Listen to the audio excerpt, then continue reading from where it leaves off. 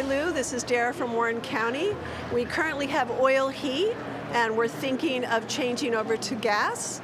So I'd like to know your ideas if this is worth doing. Thank you very much.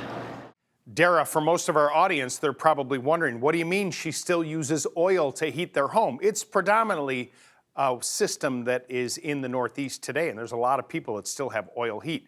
Not the cleanest burning system out there. So the one advantage of switching over to natural gas is, quite frankly, it's better for the environment, and there's more of a selection when it comes to the heating systems for your home. So for the money, if getting gas service to your home is a possibility, I think it's a better way to go. Here's an email from Carol. I noticed last year termites coming out of the bark in the backyard. Is there something that's better than bark?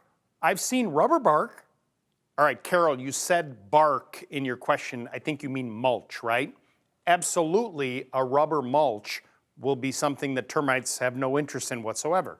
If it were me, I'd remove all of that mulch that you have there. I would pre-treat that area with a termite shake, and I would also do the perimeter of your home with the same shake. And then you can buy bags of rubber mulch, which looks fantastic, it's recycled, it holds its color, and the termites could care less.